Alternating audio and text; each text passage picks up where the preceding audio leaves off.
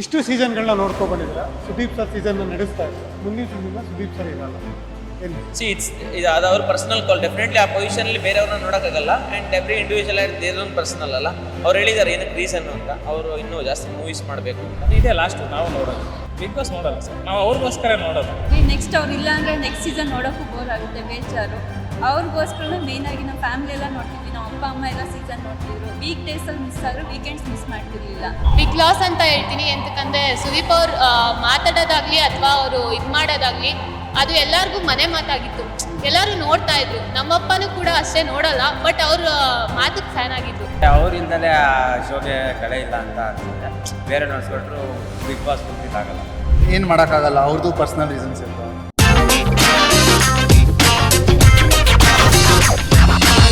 ಇಷ್ಟು ಸೀಸನ್ಗಳನ್ನ ನೋಡ್ಕೊಂಡು ಬಂದಿದ್ದೀರಾ. ಸುದೀಪ್ ಸರ್ ಸೀಸನ್ನ ನಡೆಸ್ತಾ ಇದ್ರು. ಮುಂದಿನ ಸೀಸನ್ ಸುದೀಪ್ ಸರ್ ಇರಲ್ಲ.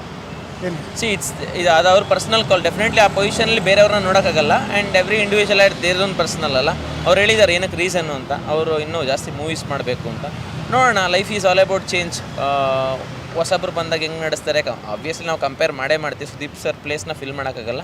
ಬಟ್ ನೋಡೋಣ ನೆಕ್ಸ್ಟ್ ಸೀಸನಿಂದ ಹೆಂಗಿರುತ್ತೆ, ಏನು ಎತ್ತ ಅಂತ ಕಾದು ನೋಡಬೇಕಷ್ಟೇ. ನಮಗೂ ಅದು ನ್ಯೂ ಎಕ್ಸ್ಪೀರಿಯನ್ಸ್. ಪ್ರತಿಯೊಬ್ಬರಿಗೂ ನ್ಯೂ ಎಕ್ಸ್ಪೀರಿಯನ್ಸ್. ನೋಡೋಣ ಹೆಂಗಿರುತ್ತೆ. ನೀವೇನು ಹೇಳ್ತೀವಿ? ಅವ್ರ ಪ್ಲೇಸಲ್ಲಿ ಬೇರೆಯವ್ರನ್ನ ಐ ಥಿಂಕ್ ಗೊತ್ತಿಲ್ಲ ಹೇಗೆ ತಗೊತಾರೆ ಜನ ನೆಕ್ಸ್ಟ್ ಸೀಸನಿಂದ ಬೇರೆಯವ್ರನ್ನ ಅಂತ.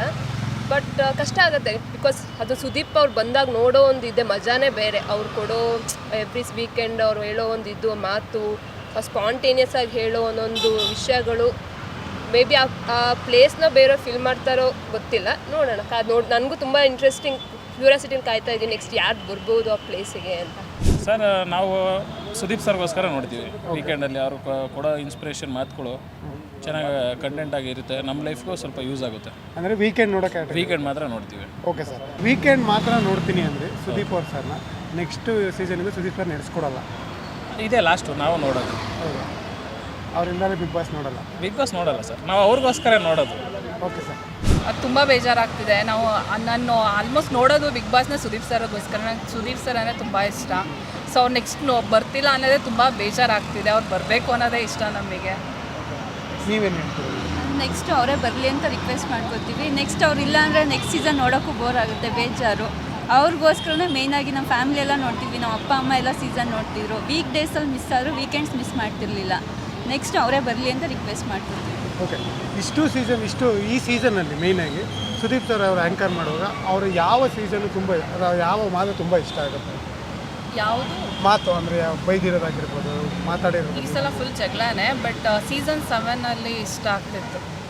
ಅದು ಫನ್ನಾಗಿ ಕಾಮಿಡಿಯಾಗೆಲ್ಲ ಇತ್ತು, ಚೆನ್ನಾಗಿತ್ತು. ಸೊ ಅದಕ್ಕೆ ಇಷ್ಟ ಆಯಿತು. ಓಕೆ. ನೀವೇನು ಹೇಳ್ತೀರ? ನನಗೆ ಅವರು ಒಂದೊಂದು ಬುದ್ಧಿವಾದ ಹೇಳ್ತಿರ್ತಾರಲ್ಲ ಎಲ್ರಿಗೂ, ಅದು ಬರೀ ಬಿಗ್ ಬಾಸ್ ಅಲ್ಲದೇನು ರಿಯಲ್ ಲೈಫಲ್ಲೂ ನಾವು ಅಡಾಪ್ಟ್ ಮಾಡ್ಕೋಬೋದು. ಆ ಥರ ಎಲ್ರಿಗೂ ಜನರಲಾಗಿ ಹೇಳ್ತಾರೆ.